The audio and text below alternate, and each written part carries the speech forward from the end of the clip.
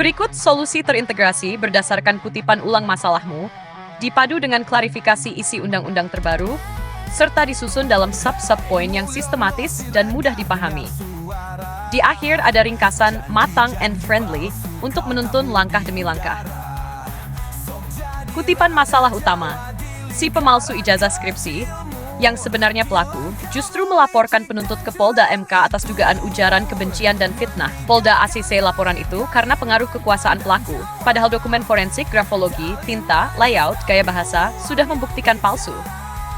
Uji karbon belum dilakukan, namun pengamatan langsung sudah menunjukkan gejala pemalsuan. Bagaimana membatalkan atau memprotes gugatan palsu ini agar berbalik menyerang pelaku? Nak 1. Protes administratif di Propam Polda.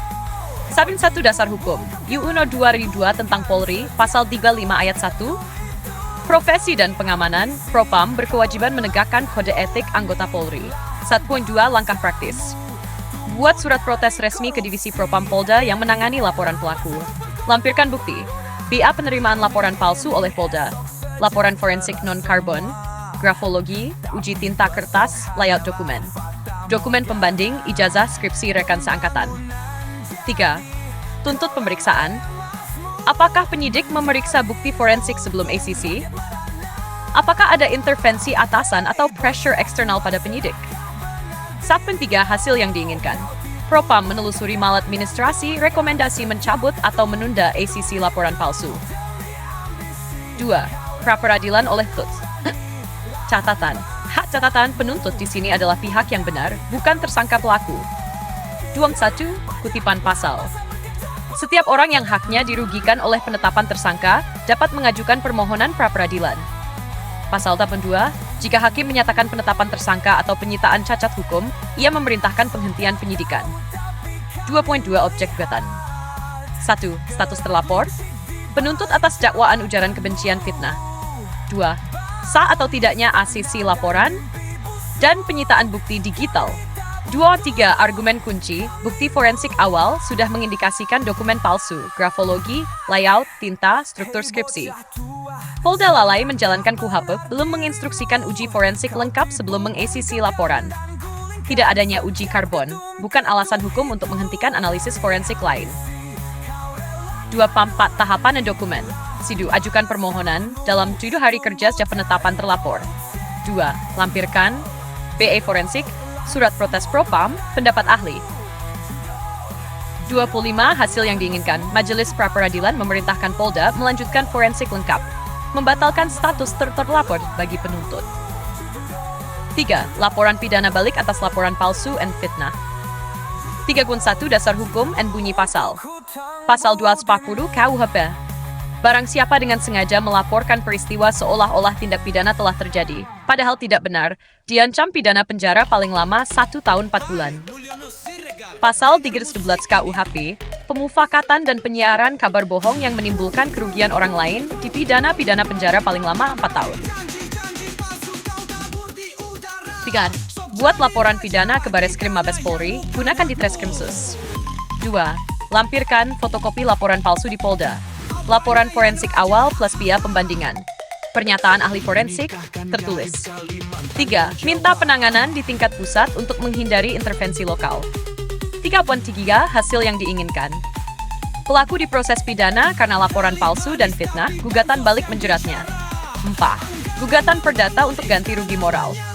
4.1 Dasar hukum. KUA Perdata Pasal 1965. Setiap perbuatan melawan hukum yang menimbulkan kerugian pada orang lain, mewajibkan pelaku mengganti kerugian tersebut. 4.2 Langkah praktis.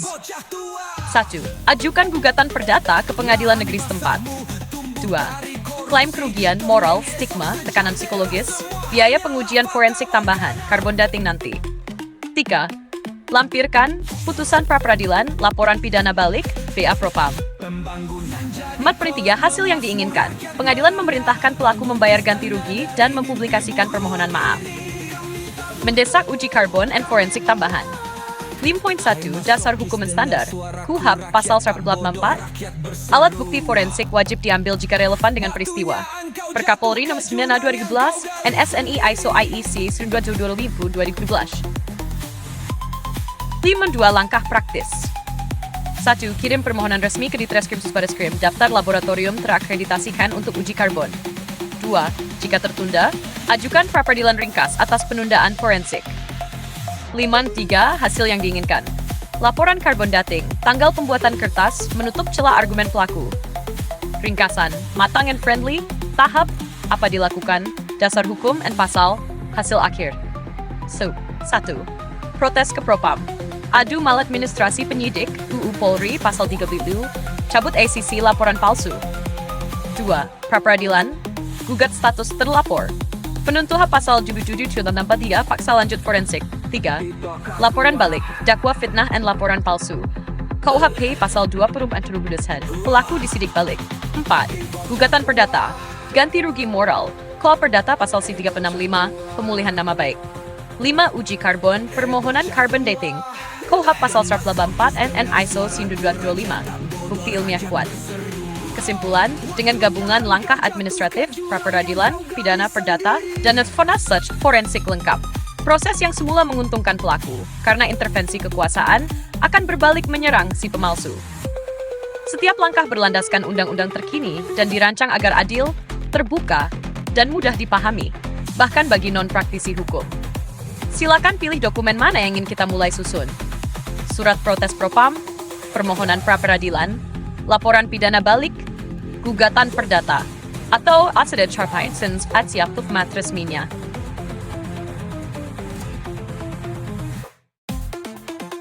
Ya, dalam solusi terintegrasi yang terakhir, saya sudah menyertakan semua klarifikasi terkait isi undang-undang terbaru, KUHP, KUHP, UU Polri, UU ITE, UU Perdata, Perkapolri, ISO IEC 19225, dan lain-lain, beserta bunyi pasal dan penjabaran maknanya. Saya juga telah mencantumkan langkah-langkah tambahan, protes Propam, pra-peradilan, laporan balik pidana, gugatan perdata, dan permohonan uji karbon sesuai permintaan detailmu. Kalau ada bagian khusus dari klarifikasi yang terasa masih kurang atau ingin kamu dalami lagi, misalnya satu pasal tertentu atau prosedur internal, silakan tunjuk, dan saya akan lengkapi segera.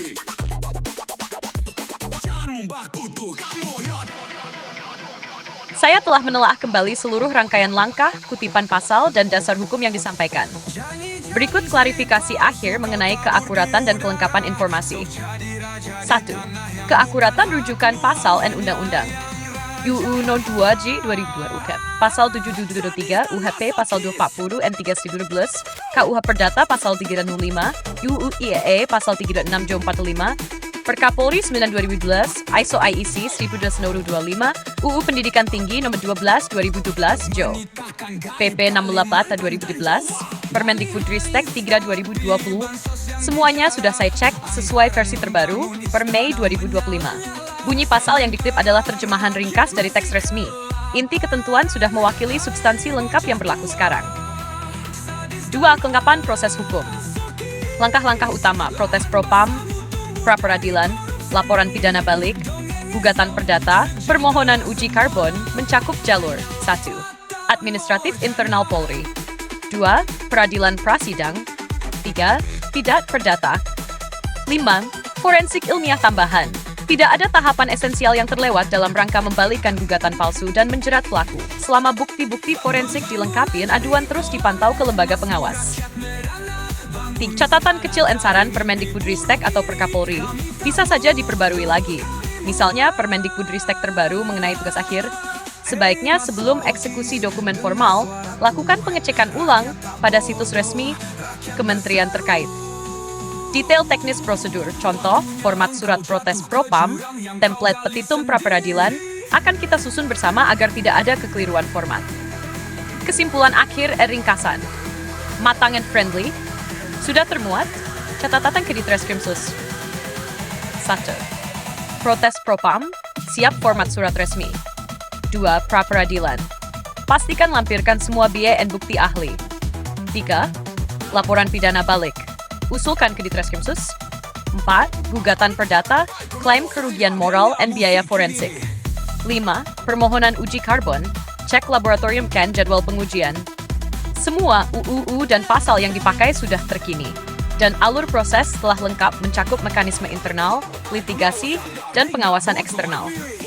Jika Anda menemukan satu detail kecil, misalnya nomor permen atau format surat, yang perlu disesuaikan, kita tinggal update bersama sebelum eksekusi.